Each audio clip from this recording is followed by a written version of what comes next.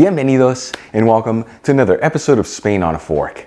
Today we're going to grab some lentils and some other basic pantry staples, and we're going to create an extraordinary dish. We're talking lentil meatballs and tomato sauce.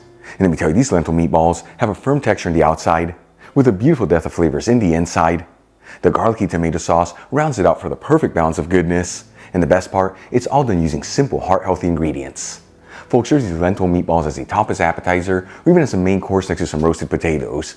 Either way, it's the kind of food that with each bite, it's going to fill your body with so much goodness. Alright, let's just dive right into this. I'm going to add in half a cup of dried lentils into a fine sieve, which is 90 grams, and rinse the lentils under some water. For this recipe, I'm using green lentils, but you can use whatever lentils you like. The most important thing, make sure to check the package instructions, that way you get your cooking times right on the money. Then we'll add the rinsed lentils into a large saucepan, and add in 2 cups of water, which is 480 milliliters. And we'll turn it up to a high heat. Once it comes to a boil, we'll place the lid on the saucepan and lower the fire to a low heat. And we're going to simmer this between 15 to 20 minutes until those lentils are just cooked through. Once again, make sure to check the package instructions in the lentils you're using. That way you get your cooking times right on the money. Once the lentils are just cooked through, once again between 15 to 20 minutes in my case, we'll remove the saucepan from the heat and drain the lentils into a fine sieve. Then we'll rinse the lentils under some cold water, transfer them into a large bowl, and using a potato masher or a large fork, we'll mash down on the lentils until they're well mashed.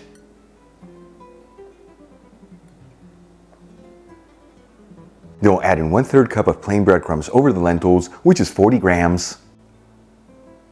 Crack in 1 large egg. Add in 1 shallot that's been finely chopped. 1 clove of garlic that's been finely grated. 1 small carrot that's been finely grated as well. 2 tablespoons of chopped parsley, which is 8 grams.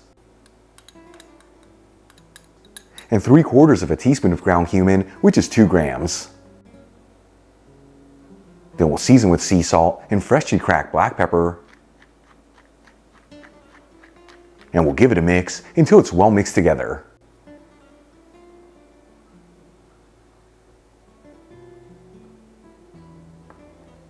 Once everything is well mixed, make sure to push down on the mixture until you end up with a paste-like texture. This is to ensure that all the ingredients are well bound. That way once you cook your lentil meatballs, they hold their shape and they don't break apart.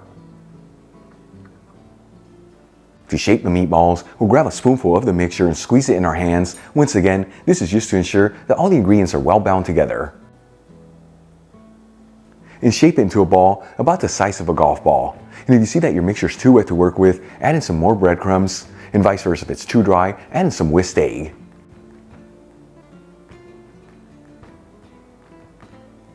Once all the lentil meatballs have been assembled, let's start cooking them up. I'm going to heat a large fry pan with a medium heat and add in 1/4 cup of extra virgin olive oil, which is 60 milliliters. Important to use the good stuff here is what truly flavors the entire dish. Link where you can get the Spanish one I'm using in the description box below. After a couple minutes, we'll start adding in the lentil meatballs, and you want to make sure they're on a single layer and evenly spaced out. And we're going to go between 8 to 10 minutes here until those lentil meatballs are golden fried all around.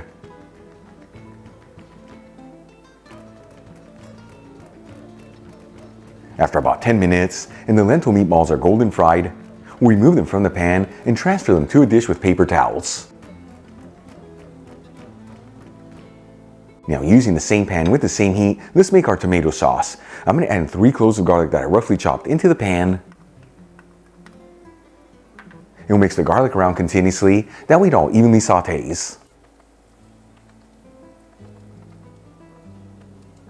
After 30 seconds to 1 minute, and that garlic is nice and fragrant, you don't want to brown it, we'll add in 1 teaspoon of sweet smoked Spanish paprika, which is 2.5 grams. And we'll give it a quick mix. And like I've told you in the past, when you're working with paprika in a hot pan, you want to mix it in there quickly, otherwise it can easily get a bitter flavor. Then we'll add in a 15-ounce can of tomato sauce, which is 425 grams. This is very similar to passata. And we'll season everything with sea salt and freshly cracked black pepper. If you see your tomato sauce is too acidic, you just add some baking soda in there, ground cinnamon, or even a dash of sugar. And we'll give it a mix until it's well mixed together. Then we'll add in the lentil meatballs back into the pan, once again all in a single layer and evenly spaced out.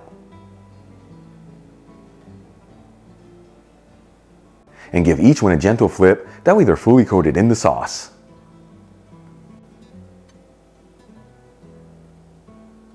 And then we'll lower it to a low-medium heat and simmer it for about 5 minutes, that way all the flavors can develop.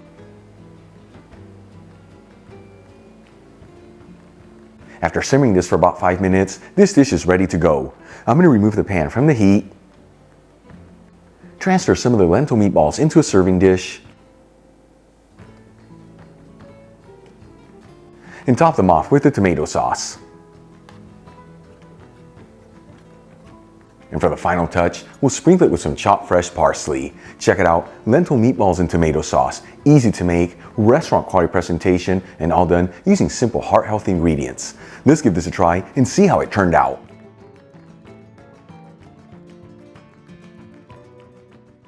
Seriously folks, hard to believe we grabbed some basic pantry staples and we got a dish that looks this beautiful. Moment of truth, here we go.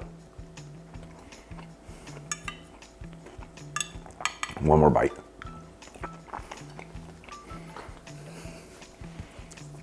That is right on the money. Those lentil meatballs nice and firm in the outside, the inside, so many great flavors with the lentils really shining through. And that tomato sauce with all that garlic rounds out for the perfect balance of goodness. Easy to make, heart healthy, give it a try at home. Once again, as a tapas appetizer, or even as a main course next to some roasted potatoes. Either way, the kind of food that's gonna fill you with so much goodness. Really quick before I go, a shout out to a couple of my patrons, Sam Cohen, Grace Swadith, Alan M. Hirschman, and Jean. And guys, thank you so much for being patrons of Spain on a Fork. You know how much I appreciate you. Enjoyed today's video, hit that like button.